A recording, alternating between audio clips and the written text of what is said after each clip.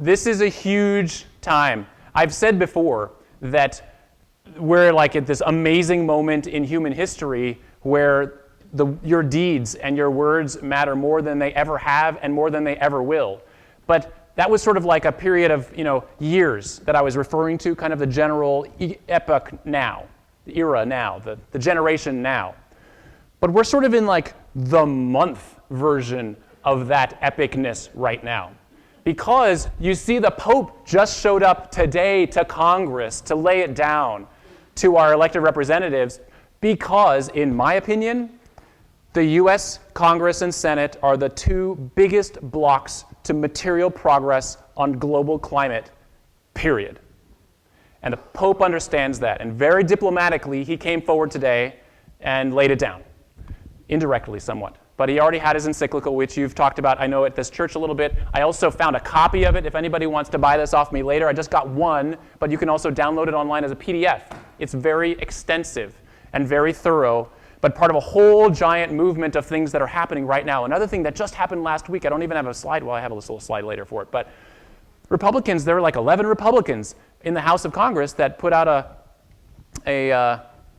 a statement, they're putting forward like a little bill or something. What's the word for it? Somebody's got resolution. Thank you, resolution. You all know this already.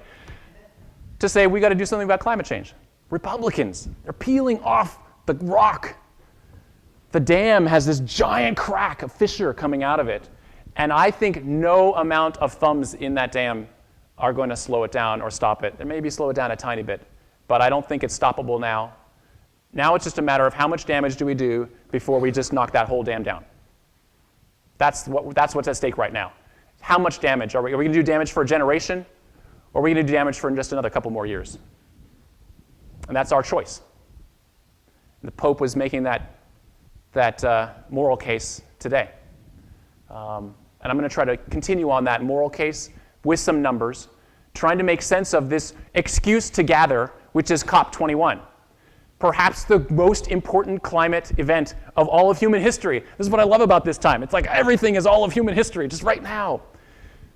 COP21 matters, and I'll explain a little bit more why. I have a million slides, so I've got to move through them. I have to just pace myself and move through them and trust that you have handouts. So if you ever think you missed something, go refer to this handout. And there's all sorts of groups on here. My blog is on here. I've got extra information there and resources. I even have my entire slideshow on the website in the resources section. Let's get into it. That's what I'm going to talk about today. You'll know what I mean by all these things as I hit them. That's Bill Peduto. We talked about him a little bit. Super supportive of climate, of clean air. I voted for him. He's been a longtime supporter of YERT and all my documentaries. He gets it, I feel. He has some political obstacles to work through to get to the kind of climate transformation that I'm pushing for, but that's his role and this is my role. So we're going to, and we've seen eye to eye, and he's actually seen almost all the slides that I'm going to show you tonight as well. So we've had like a one-on-one with a few other staffers, just Mark reporting back from the World Summit Climate Territories event, which he got me into. Basically, I bumped into Bill Peduto after a soccer game at Social and said, hey, Bill, I'm going to COP21 in Paris in December, all about climate change. What can I do to help more officially connect connect Pittsburgh to COP21? And he sat there for just a split second, and he said, oh, well, what are you doing in 2-3 weeks? Do you want to go to a summit in France? I think I can get you in. Can you pay your way? And I said, yes, sure, I can pay my way. Crowdfunding, I guess. Crowdfunding. Which I did, and many of you helped with. Thank you. So I did. So I went to the World Summit Climate Territories. It's like a big official United Nations precursor to COP21, this sort of preeminent sub-regional conference for climate, and part of this giant build-up to the COP conference. So I got to go in there and see all these delegates in there, and there's World Summit Climate Territories. I think something was lost in the translation. There's my official badge, got my crowdfunding money, got my ticket, $2,000 ticket at the last second to go to this event. And I met a guy. Like, he just sat down. The instant I got my badge, I met this guy, and I had him send me a video so he could show me what his land looked like. Because there he is, right in the middle there. That's them. He's the mayor of this little town, Fanaye, in Senegal. And he sat down next to me as I was figuring out my badge, I just sat down the first moment that I got to this conference, and he said, we're looking for partnerships. And our Earth looks like, oh, did you see the Earth a second ago? It just played right through. The Earth looked like you saw in there. It looks like basically sandy, nothing to it. And he's the one looking for climate partnerships from me. So when I come from a city that has a 20% reduction between 2003 and 2023, and we say, that's all we can do, and I know they're working on a stricter drop in emissions, but it sort of hurt inside for me to talk to this mayor from Africa and say, yeah, well, we could, our commitment is like 20% by 2023, and we're hoping the rest of the world picks up our slack. And basically, he represents a good portion of the rest of the world. So anytime you're juxtaposing what we need to do here and our duty and responsibility as moral citizens on this earth, and what the rest of the planet needs to do to make up for our slack, think of this mayor in Africa, who represents a good portion of the world's population, and you've seen what the land looks like. It speaks for itself. So I get into this conference, it's all fancy. Fancy food, fancy translations, fancy motion graphics on the screen above this hall. A lot of them said 2 degrees, 2 degrees, 2 degrees, 2 degrees. It was everywhere. Nowhere did I say 1 degree, 1 degree, 1 degree. Nowhere did I see 1.5 degrees. It all said 2 degrees. But everybody was talking about ambitious goals. They were saying a lot of the right words. They paraded out a lot of the right people, a lot of the right skin colors, a lot of the right, to show a picture, to paint a picture that they got it. This was what I was witnessing. And yet I would go home at night and search the internet and look through my documents and books and everything that I had access to and try to reconcile this 2 degrees with the words that they were saying and the words that I had been hearing for years that, maybe we needed to move a little faster, or maybe 2 degrees wasn't good enough, but I didn't have a concrete image in my mind of why. And so I spent a week after this conference working that out, and then a couple more weeks just sorting it out and putting it into slides and turning it into this presentation that you're seeing here today. So it's basically me getting my head around these issues as best I can. I'm not a scientist. I may have made some errors. I certainly know that I've made some juxtapositions that are more story than fact. So please consider this information a sort of a public service, but a public project. And I need your input. If you see errors or omissions or things that I can reform or improve about the data or the information in my slideshow, please tell me. And then I can disseminate the better information. So, COP21, Conference of Parties. It's the 21st one, a giant United Nations conference all about climate change. The 21st one, though. And I don't know if you've ever heard of a good employee is always trying to work themselves out of a job, because they're doing a good job when their job is no longer needed. They've solved all the systemic issues, and then you can move them on to something more interesting, or they can just leave. COP21 is just keeping on working at it. These are the main points that I want you to have a basic understanding of when you leave today. COP21, so you can talk at the holiday party or wherever it is that's happening when COP21 is happening in December in Paris. It's happening in Paris. It's happening in December of this year. They're going to be discussing all kinds of degrees. Mostly they're going to be discussing 2 degrees. But a lot of the commitments that we're seeing are coming in around 3.1 degrees. And they know that. They're very sensitive about it. But they've also talked about a little bit 1.5 degrees. At the World Summit Climate Territories, about 10% of the time I'd hear a speaker say, we got to hit 2 degrees and maybe 1.5. That's kind of how the language was coming forward. And then 1 degree, I'll talk more about that in a little bit. What's legally binding? These are words that you're going to hear. What is a fair carbon dioxide and carbon dioxide equivalent, like methane, allocation? What are the finance mechanisms at play here that could make this happen? And will there be a technological savior? Could there be? What might it look like? Is the United Nations relying on one? These are all questions that I was thinking about heavily the last few weeks and months.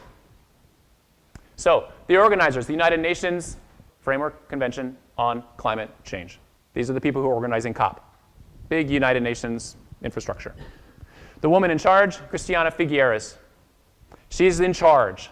She's in charge in the way a parent is in charge of a child in a way where the child's going to just do whatever they want, and she can try to guide them to help them see the light and understand how to do what they need to do. But unlike a parent, can sometimes enforce or say a timeout or put someone in their room or any number of remediative courses, she has really no power to affect change. She has a lot of enthusiasm and a lot of cheerleading capability, but it's my understanding that she doesn't have much in the way of power. She can't enforce it. She's not the police.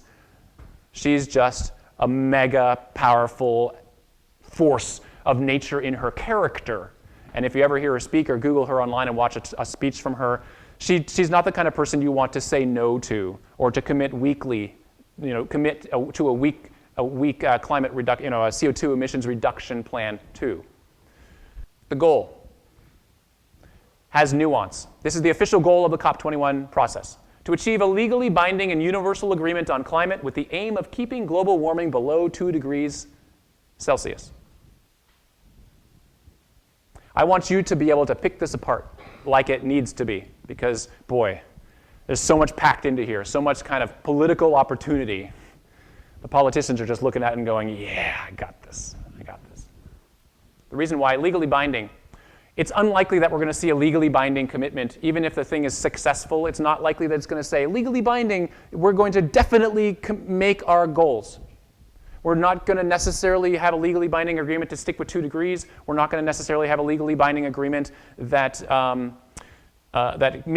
hooks us into our own commitments necessarily. I really doubt that will happen. What we're going to see is a legally binding commitment that commits us to coming back around to the table and looking at it again sometime. That's the sort of the expectation that they're setting. So they're trying to create an iterative process and make that iteration legally binding. No one said that that's exactly what they're going to do, but I'm trying to read through some of the tea leaves, and I think they're not what they, they don't mean what you think they mean when they say legally binding. So that's my best guess at what legally binding might eventually turn into. But we'll see if they even get anything legally binding. Universal. Universal involves a lot of questionable information about how do you make it universal? I say universal how, and it's hard to read these here, but there's all different ways to count who's made a contribution to climate in what way. So have you made cumulative emissions like the United States has put in the most emissions into the atmosphere so far? We're the winner. We're most culpable, we're most at blame for climate. But are we? Because China now is emitting the most annually. But we emit the most here in the United States per capita. Not China. China has less per capita. But by 20, what is this? I think it's 2030 or 40. Sorry, I can't read that very well. In time, in the net, it's likely that China's going to emit more than the United States ever will. They're going to be the grand winner. So then universal is a big question. There's a lot of different countries that have a lot of different angles on what's fair and how you calculate it. And so that's part of what makes the COP21 process really complicated, because everybody's vying for and pulling out different data that supports their version of the story, which is always, the result being we can change slower than you can, morally. We can be more moral and change slower than you can, I think. It's my interpretation. This is all my interpretation, by the way. But I've spent a lot of time reflecting on it, and I'm looking for input. So, universal. Universal. We'll see. It's complicated. And then 2 degrees. I'm going to go way into 2 degrees. Hold your horses. So, is 2 degrees a stopping point? Is it a limit? Is this like a yellow? Like, hey, maybe we'll just scoot through 2 degrees or what? I'll get into that. All right. So that was me at the end of the World Summit Climate Territories. My hair was fully on fire. I was reading the tea leaves, I was reading the blogs, I was looking through everything, and I didn't understand the net of it, so I had to go home and work it out. So I want to give you a little bit of context. Mostly I want you to focus on the red ones. The reason why we're at COP21 is because there was a miserable failure at COP15 in Copenhagen a few years back. Many of you know this. It was just after I finished the YERT trip, the road trip part. The film wasn't released until about here. But we went on the road trip there, and we came off the road trip, and we're gonna win it at Copenhagen, and we didn't. And the whole environmental movement took a hit. Whew, boy, they took like a year out. I mean, everybody just had the wind taken out of them. It was just a miserable failure. I want to set your expectations about COP21 so that regardless of the outcome, you don't take a year off after it's done. In fact, we just use it as an excuse to get our gear up and get our game on and get more rowdy after COP. Success or failure of COP doesn't matter. It's a talking point. So now we're coming up to COP21. This is all a giant buildup. It's gone on for years and years and years and years. You can look at the slide in my notes. Then, just in the last few months, it's building up more and more. You've seen the Pope talk about it, Obama talk about it. These are all not accidents, I think. I think Christiana has got like little magic fairy dust that she's working behind the scenes in every single day of her years. It seems to be just in pursuit of climate reduction suitable to human civilization on Earth. So for all of my sarcasm that I bring, I'd never doubt her intentions. I think that she has methods beneath her madness. Well, I wouldn't even call it madness, but she is dealing with a very difficult set of countries to deal with. And she is pushing them, herding them like cats towards a goal that is noble and difficult all at the same time. So I don't want to disparage her or her efforts at all. But we got a ways to go. The big difference, a lot of times people say, well, how would you expect anything different from COP15 at COP21? Why is this a big deal? It's a big deal because we basically, after COP15, we punted. We said, we're not going to try any more sort of big agreements until 2015. When I heard that in 2015 year, I thought, oh my God, it's all over. We're going to be baked. And in many ways, we have been baked more and more every year since 2009. You're just witnessing the fires here. In 2012, Russia was baked. They stopped exporting wheat. They stopped exporting wheat that year because the wheat exports everything was all aflame. Their wheat crops failed sufficiently that they had to stop exporting. That's what I meant to say. So the difference is, for COP21, a big difference is that everybody's submitting their commitments, these INDCs, they're submitting them in advance of the conference so that when everybody gets to the conference in December, they already know because they'll be done submitting them in theory by October, and then they'll have a month here for the UNFCCC to assess everything and come out with a report that everybody can read on their way into the COP21 conference. So you won't be surprised at the last second by certain commitments. You'll know what's kind of on the table, and everybody can kind of pre-negotiate with their own constituents to see maybe, hopefully, how they can ratchet this thing up when the moment arises, when they need to reveal their hand at the end of COP, on the last day, and everybody goes, oh, okay, I guess my grandchildren won't hate me if I say this. I think that I've got a few days extra after COP21's officially over to stay in Paris. Oh no. To eat some pastries, and in previous COPs, very often they go over. Everybody's negotiating like normal negotiation tactics, where you set your bar high, and then you just hope for that, and you get as close as you can, and then you get up to the last second, and you just play all your negotiating games, and then at the very last second, you sort of capitulate a little bit here and give in there, and then you make a final deal and you go. And that might take a few more days after the end of this 2-week conference. Those are the big differences that I'm seeing. I'm sure there are all sorts of other differences. The other big difference is, Republicans submitting this statement, the word. Thank you. Obama finally getting his game on climate, finally speaking out about it the way that I hoped he would in 2008. He's behaving now how I hoped he would in 2008. And we've got the Pope coming out to bat. These are all huge, huge differences. And, oh, by the way, we've got the weather coming out to bat. The weather is transformed since COP15. We see it now every day. Everybody sees it. In fact, I think that climate change is a winning issue on the national stage for presidential election. I think you're going to see the Republicans lean into climate change over the course of the next 6 to 9 months if they want to have a chance at winning the national election. That's my prediction. It's on camera. We'll see what happens. But that's my honest hope, and it seems to be borne out in the polling. And citizen action is going to be happening this whole time and beyond. There's even a giant event planned for April of 2016. Yep.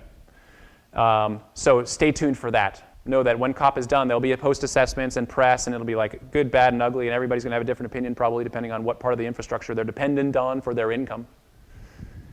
And then we're going to, regardless of what happens there, we're going to just keep marching in April and let the world know that we got to get it. We got to get it going. All right. Now, to my favorite slide, degrees. These are the important climate change numbers for COP21 in Paris. I want to lay it down for you. Again, this slide is available on my website. I have a huge blog post about this that goes into all the references and details so that you can make your own assessment, correct me when I'm wrong, you name it, and we can all make this slide better.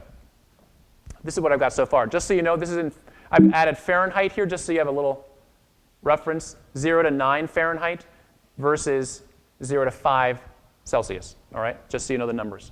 Are you ready? You got your pens and pencils ready? This is it. UN target, we already talked about this, 2 degrees. All right? It's orange. It's not green. This is preventing the worst. All right? The UN stretch goal, I'm calling it, 1.5 degrees.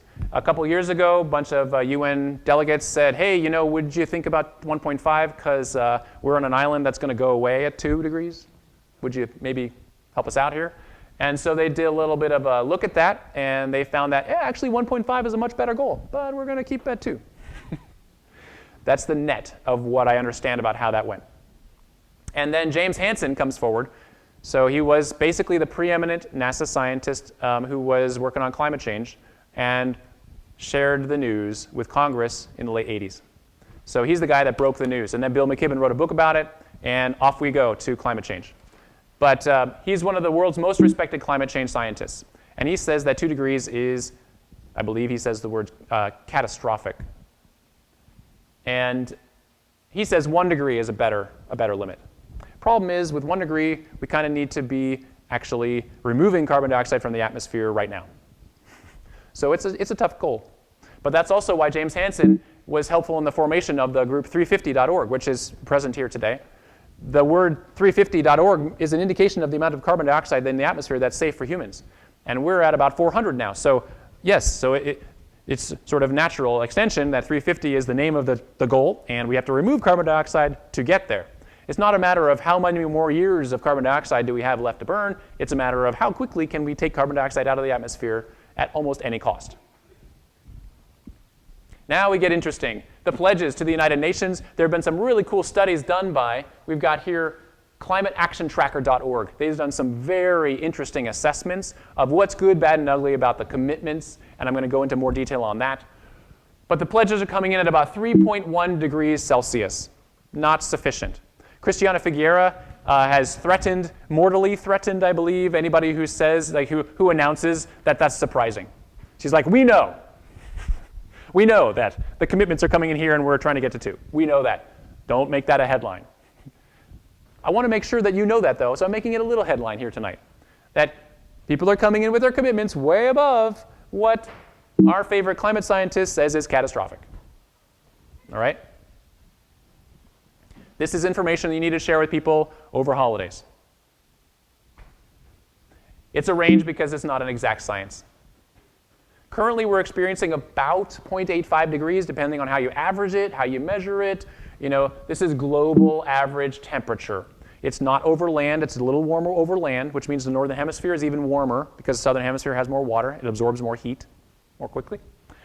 Yeah, so those are some details around that. Currently experiencing 0.85, but with 0 new emissions and 0 sequestration, we're committed to about 1.4 degrees Celsius warming already.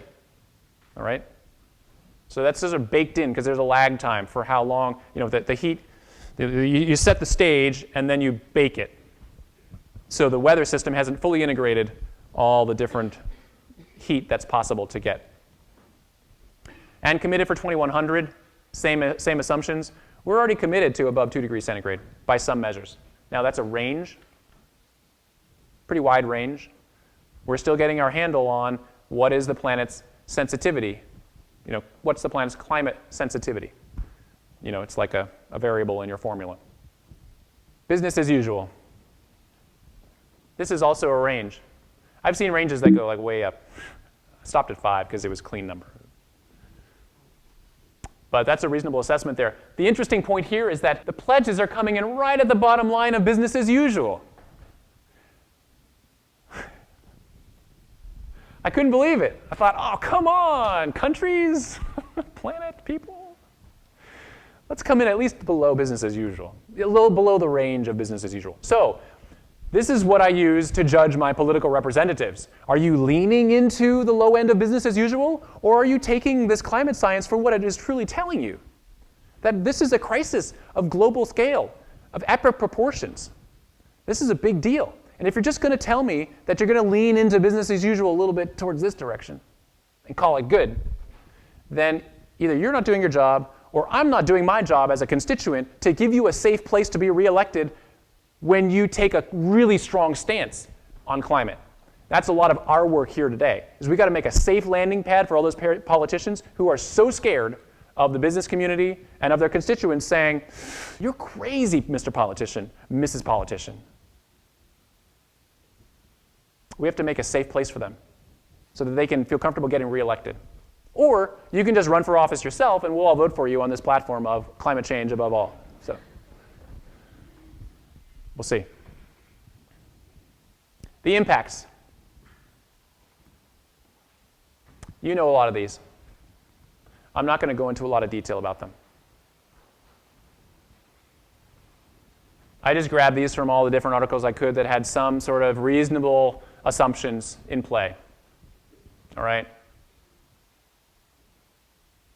Part of why, well, I'll keep going. A lot of folks believe that there's a lot of feedback mechanisms, positive feedbacks triggered at about 2 degrees. Some would say even at 1 degree. Some would say they're even started already. I marked it at 2 and said, yeah, it's like the chutes and ladders. You get a free ladder up to 4, potentially, from 2, if we hit 2. Now, it's one thing to look at a little thermometer and some words next to it to get a sense of like how these numbers are, but I want to give you a really visceral sense.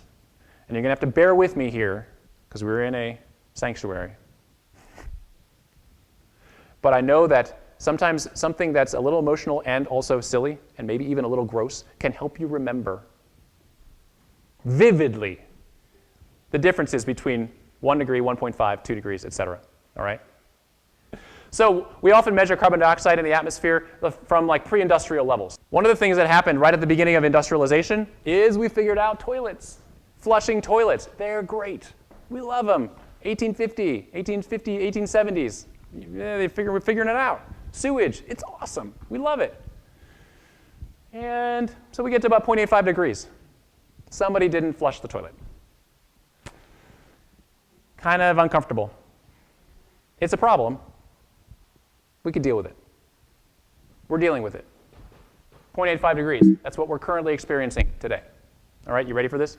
Ready. Here we go. 1 degree. Need I say more? I'm going to say more, because it goes to 1.5 degrees. Yeah. That's a problem. That's something inside you know. You walk into your house after a hard day at work, and there's that on your couch. That is a problem. Would you leave this for your children? Would you invite guests over and have them here? Would you be proud of this? Would you feel like you are a morally upstanding citizen with this happening in your house? This is happening in our climate house. Our waste, CO2 is a waste product that we have not adequately assessed or measured. And so our house is a mess. We need to recognize it as this political faux pas, as this social faux pas, before we can actually take adequate action that represents the true moral state of our response. All right, are you ready for 2 degrees?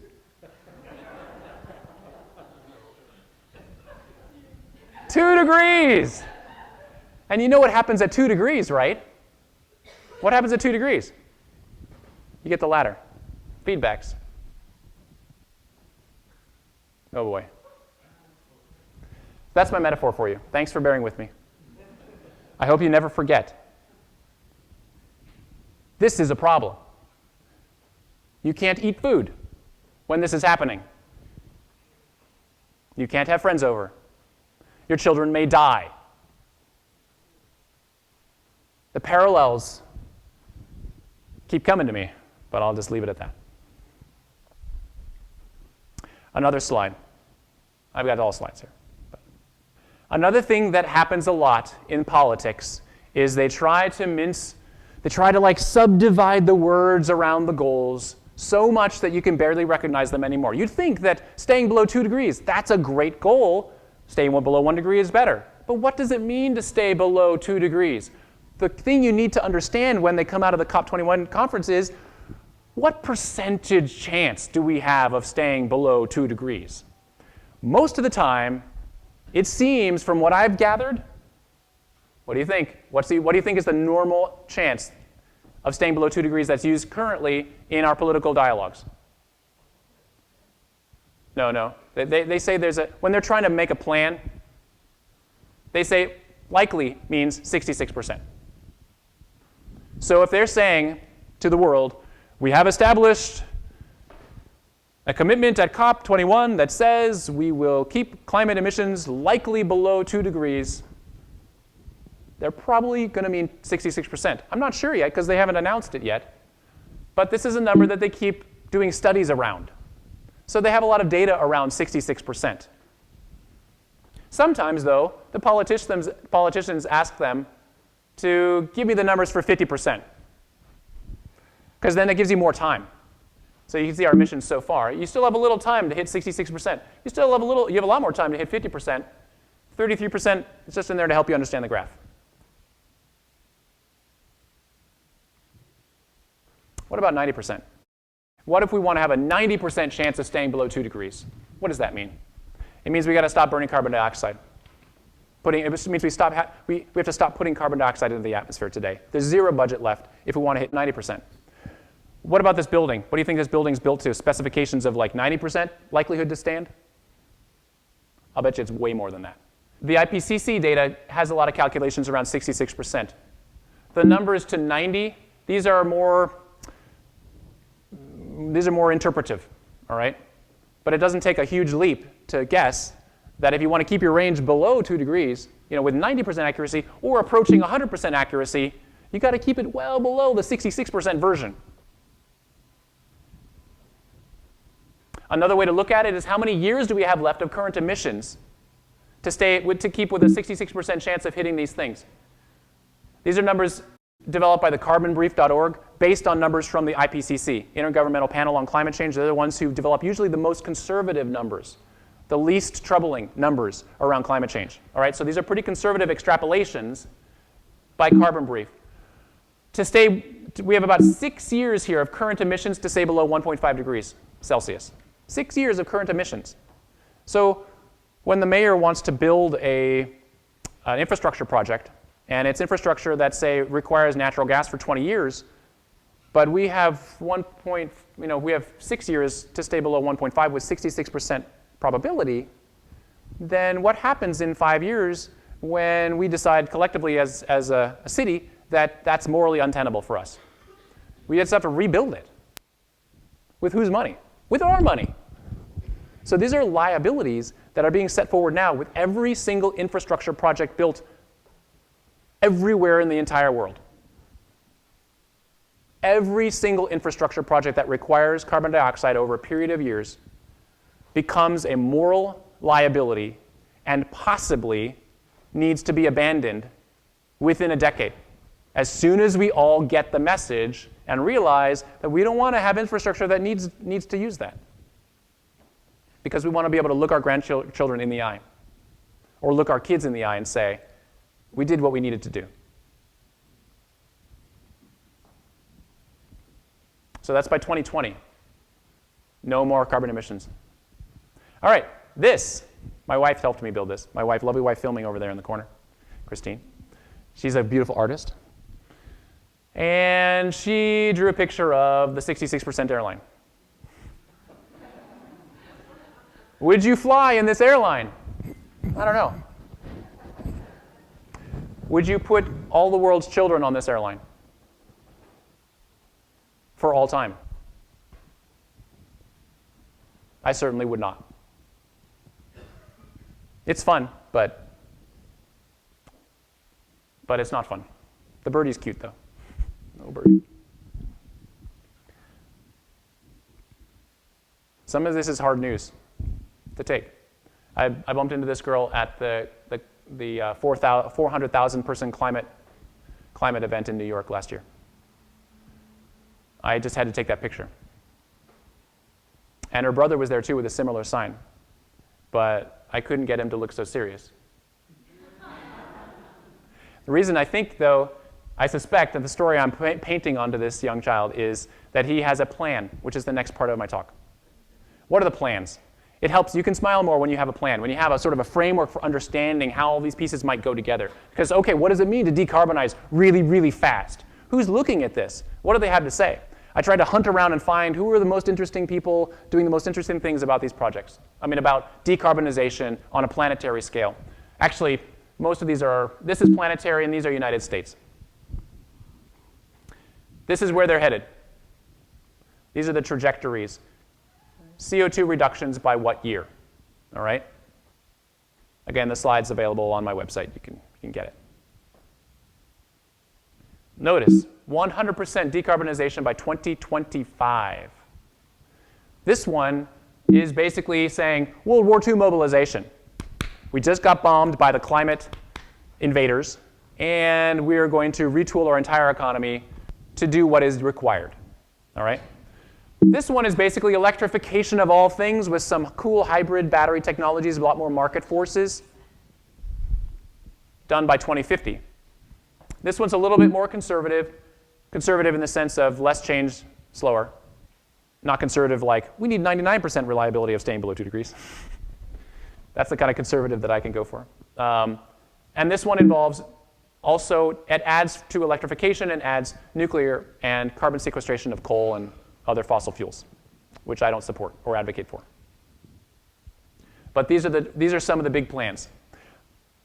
I'm going to go into some detail about how they all relate and where Pittsburgh sits in this in relation to other countries. The carbon tracker people were very handy for this. Again, the climateactiontracker.org people, they set up this framework that I'm using. This is the United States colors for warming likely to exceed 3 to 4.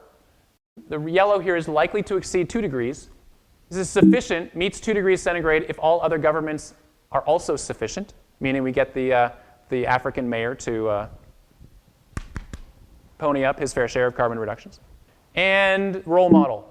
All right, where you're like really, you're showing the world what's possible, okay? Again, these colors change depending on what country you are, based on your ability to act. But I've thrown in a lot of numbers just on top of the United States version, but the colors don't necessarily map. So I just want to make that assumption clear. This is a story, this is not actual data, it just gives you a sense.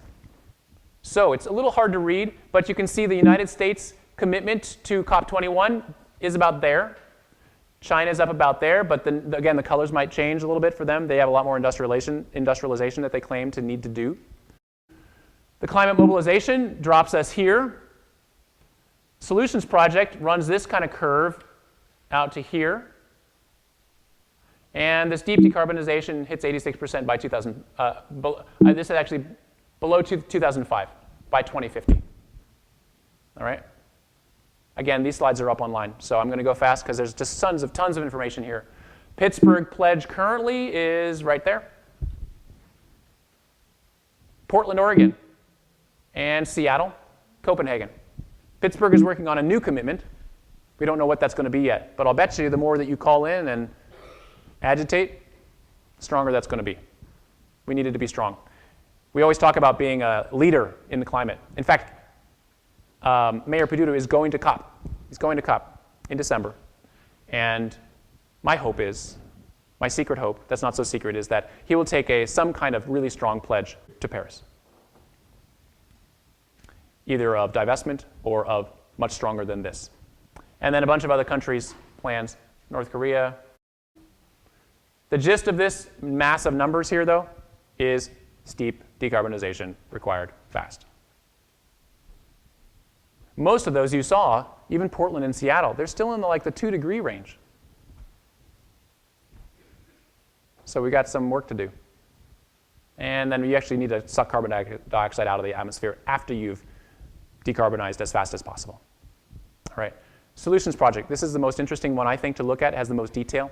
that I think can inform your own understanding of how do you decarbonize a nation in 50 years, or in actually 35 years. This is basically how. Conservation and efficiency from electrification, and then all sorts of renewables. A lot of solar, tons of solar built out all over the country. A lot of wind and wave and tidal, some rooftop solar, but a lot of utility scale photovoltaics and solar thermal with solar thermal batteries where they like pump in the hot liquid or whatever it is that's been made during the day, pump it underground and store it for after dark. When there's no solar energy, they can still turn a turbine with this heat, and it's like a little thermal battery. This is technology. We saw something like this that was ready to go. They hadn't turned it on yet, but on the YERT trip in 2007, or I think it was 2007, they were like, nail on this. This is not rocket science. There's also a lot of benefits for Pittsburgh. I'm going to move through this pretty quickly, but it drops the load on our grid. Pennsylvania would be looking at mostly solar with some onshore wind. It would, in theory, drop our electricity costs per person by 2050. And there's huge savings in health savings and just in electrical costs per person per year. Pennsylvania is a winner from going all electrical by 2050, all renewable by 2050. And we get net jobs gained. There will be jobs lost, definitely. They've taken them into account in this study. Now, how do you do it? You got to electrify things by certain years. So they're saying by 2020, you got to electrify your power plants and your home appliances and other sort of appliances like that. By 2025, you got to electrify your buses and your trains and your ports and your ships. 2030, and electrify, I mean all new versions of that thing need to be running electric or totally renewable. And if it's not electric, very often they use hydrogen, liquid hydrogen fuel cell, hydrogen fuel cell, liquid hydrogen, and hybrid electrical batteries, things like that. Short-haul airlines by 2035, all new ones need to be electric or some kind of cool hybrid. And then that's where they're using these long-haul airplanes. By 2040, all new ones will need to be built with this fancy liquefied hydrogen. That's the technology that they've picked. Something else might work better. And then you got to prep for all the technologies. It's a little hard to read that, but basically we're just building out the infrastructure all along the way. All right? Just going to move along. And then to squish it into the chart that you already saw, there you go. So we got to decarbonize by these times to hit this. Except that we all talked about we need to do it kind of faster, the solutions project. So this is what the plan is. But we want to maybe decarbonize by 2025. What does that mean? You got to squish it, but you know that there's the new ones. So it's not all decarbonized because you haven't had time to phase out the old ones yet. So what do? You squish it even more. And that's just a fun picture. That's not a plan. That's just me pushing all the numbers as far over as I thought maybe we needed to kind of get close. It's an unfortunate dismantling of this rather elegant plan, but trying to take into account of like, well, what do we want to do for 1 degree or 1.5 degrees instead of 2-ish? Though I don't think they put a specific number that I've seen on that plan for we're shooting for 2 degrees. They're just shooting for decarbonization by 2050. I'm saying it looks like they're shooting for 2 degrees-ish. All right. So those are some pretty heavy slides. And I want to talk some about next steps. A lot of the next steps that I have are on the flyer that I waved up at the beginning. All right? You've got a lot of those. And we've already talked about a lot of the activism that's happening, like the 400,000 people that showed up in New York. The previous biggest climate event, I think it was in DC, 40,000 people-ish. And then we went to 400,000 people. I'll bet the world leaders, they're scared of what would happen if we needed to have another mass gathering. Maybe we'll have 1 million next time. Who knows? It depends on the outcome of COP, perhaps, I think. So some of the basics for next step, obviously, it's hard to have a climate talk without saying we need to have fewer kids, we need to eat less meat, we need to fly less, all these things. A price on carbon, though, that's a big one. That is a really potent possible outcome at COP. I think it's kind of unlikely. I didn't hear people talking a lot about like that's a key goal at COP. But I know that there are people working on this in the United States, particularly the Citizens Climate Lobby here in town. And they've got some information on the sheet. And I've got a few little doodads out in the lobby, in the parish hall that you can check into. But they're really pushing on trying to get a price on carbon. They're trying to get Republicans on board. And those 11 Republicans that came forward and split off the rock of the Republican base, they were worked on in part by the Citizens Climate Lobby for a pretty long time. I mean, months, I think, but others were working on for years, it seems. I'm seeing some Citizen Climate Lobby nods, but I think that's the gist of what I heard on their podcast. So that's a big one. This is a powerful one. It's hard to have any kind of economic forces to reduce carbon emissions globally without a price. If the United States, though, says we're going to price carbon a certain way, or we're going to put a fee and dividend, that's my favorite option, fee and dividend. You charge a fee at the well and the port and the mine, and then you collect that money, and then you give it out to the whole country evenly. Helps them pay for the higher cost of fossil fuel-based products. But a few other more specific things. So these are, a lot of you are in this picture. But there's local stuff going on that I want to speak to very briefly. This was like the realization for me after sitting with these slides for a few weeks after the World Summit Climate Territories as I'm building these slides up. I kind of knew this, but now I have a new kind of passionate, hair on fire feeling about, wow, we really do need to decarbonize everything. Any middling half steps, to me, really feels like a painful waste of money, time, effort, energy. I don't want to spend my time lobbying to reduce the air particulates in Pittsburgh when I know that we just need to cut all carbon emissions already, and that's going to get rid of our particulates, for the most part. So it's kind of a waste of my time. I could be working on pure climate stuff, but I got to focus on air quality because it's a good into climate change until we got it. But I still think of those activities many times as kind of a waste. We should be working on bigger fish than just these sort of halfway projects. You know, should our buses be running on natural gas or diesel, clean diesel? That to me is not a productive conversation. When we all know we've got to get to zero carbon right away. So why spend time debating that? Why spend any time debating that? What a waste of time. Pittsburgh, the Pittsburgh Water and Sewer Authority, we've got a huge capital expenditure going on. And we're looking at green stormwater remediation techniques. This is a really cool project that's happening here, but we have to be careful. Will the infrastructure that we build require carbon dioxide emitting fossil fuel to be productive over the next 30, 40, 50 years? Or is this 13, 14, I don't know how many billions of dollars going to be spent on this? Will it all be spent in vain over the next few years because it's going to tie us into carbon dioxide emitting fossil fuels for our lifetimes? This is a big amount of money. This is really going to set our course with a lot of billions of dollars. And we want to have a productive conversation that we're proud of in 10 years, not a fruitless conversation that leaves us hooked into fossil fuels for the foreseeable future. These are huge decisions, big opportunities, but we have to be thinking way into the future. How are we going to feel about climate change morally in 10 years? And then I know there's a district heating project underway downtown. They're looking at it. It's really innovative. It's really cool. I think it's going to rely on natural gas. So then what do you do? How innovative is that? Can you flip it to carbon-free heating? I know in Europe they've got some models of like solar thermal district heating. I think that's a productive conversation. But with natural gas, not a productive conversation, in my opinion. Perhaps it's one we need to start with, but then we quickly can realize from the data, interpret it yourself, please, that we got to stop carbon emissions right away. So then what does our infrastructure look like? We also need to look at sequestering CO2. We have some of the most amazing colleges in the world right here in Pittsburgh.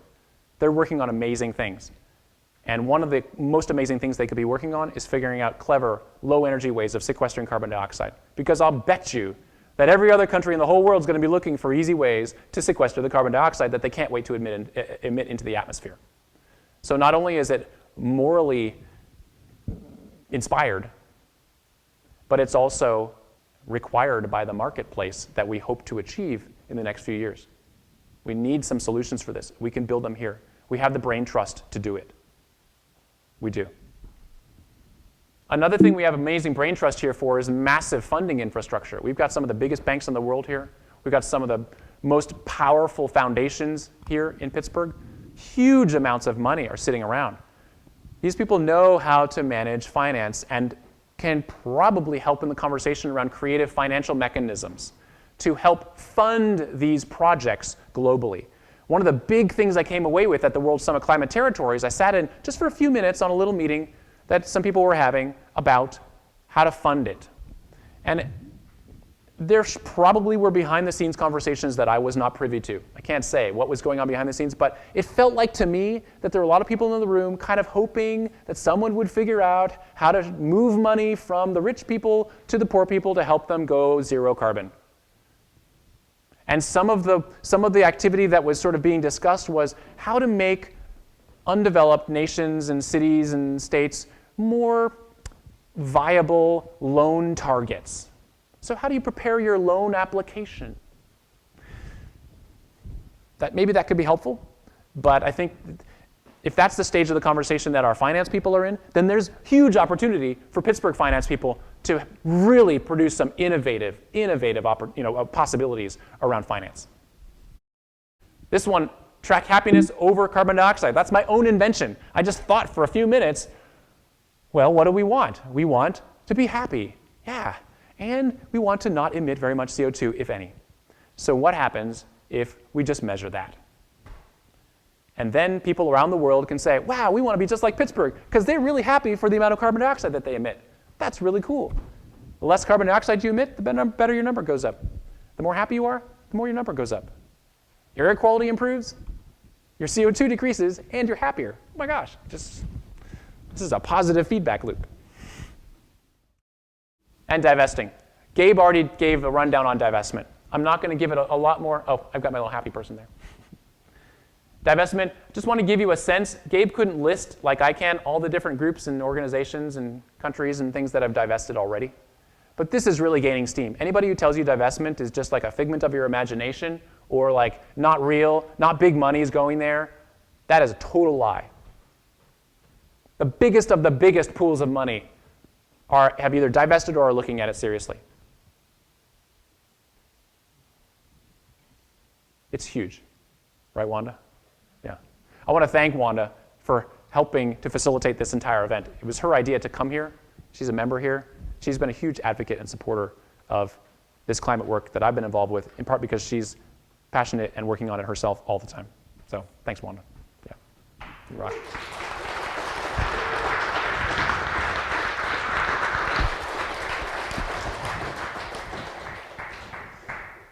It replenishes my spirit to know that Wanda is doing what she's doing. I don't feel like I'm just out there floating in the wind. I feel like someone's got my back. And I feel a lot that all of you all have my back so often. I can't thank you enough. Because sometimes I wonder, should I be just going and making some money and trying to secure my retirement or keep doing this stuff? And I can't help but keep doing this stuff. But there are days when, you wonder, well, what's going to happen 30 years from now? But then I remember, that's why I'm doing this. Because we're trying to make what happens 30 years from now amazing. We can all do it together. These are all, oh yeah, thanks.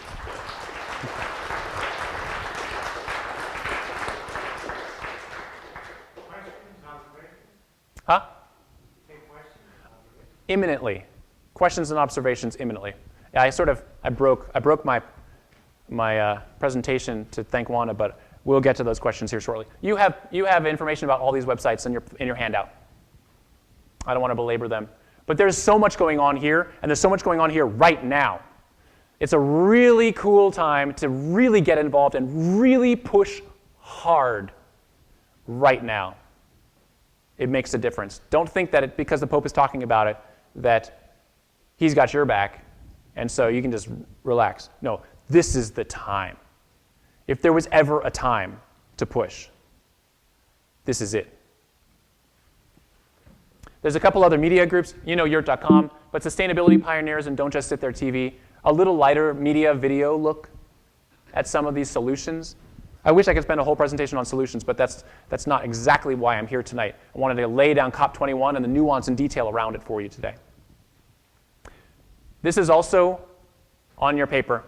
I wanted to give you at least one thing. And if you just did one thing, just call Senator Toomey and tell him you want a strong COP. Again, because our United States government is one of the biggest things that's holding back a powerful COP agreement, I believe. So that's my personal ask. You can also call your reps. It's all on your sheet. All right, so we hit a bunch of these. We're going to wrap up here now, and we'll get to the questions. So there's a gap, clearly, between where we are and where we need to be. We need some really clever funding mechanisms, that's for sure. I think it's going to happen from a fee and dividend. That's my hope.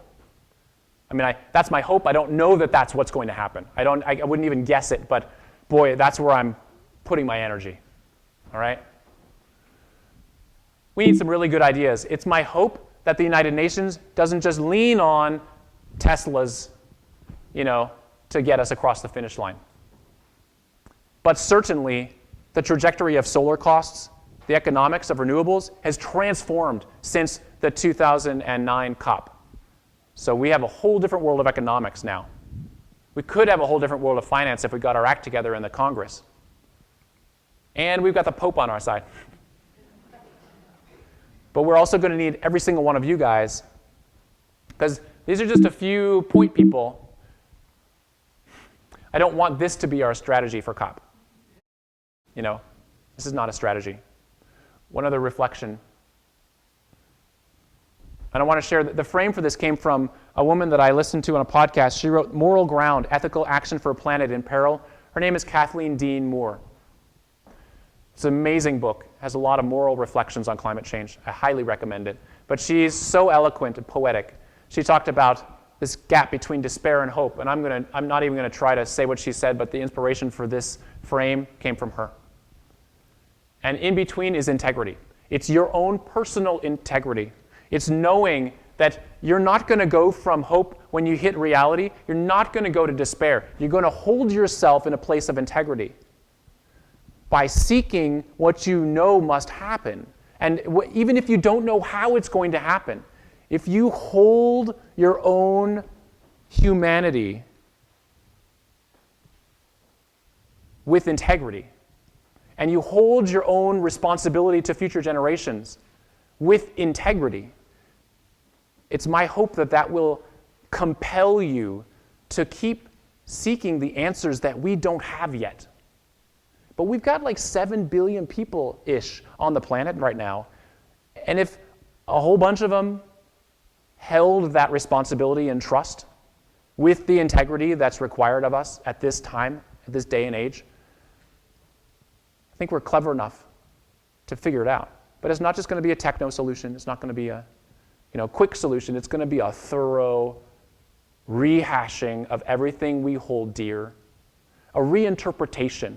It's not necessarily going to be a big toss to the garbage of our culture, but perhaps a renewal of our culture, a transformation of our culture for better, one that we don't have nearly as many externalities as we do today. So much of our economic success today is built on the premise that there are some people and things that are just away. And that's causing a lot of this problem. And that integrity has one other dimension, that our hopes can be aspirations. We know we want to get there. We want to have 0 degrees above pre-industrial levels. That's what we want to get to. Maybe that's going to be really hard. But that can be our vision, and that can be our goal and our target.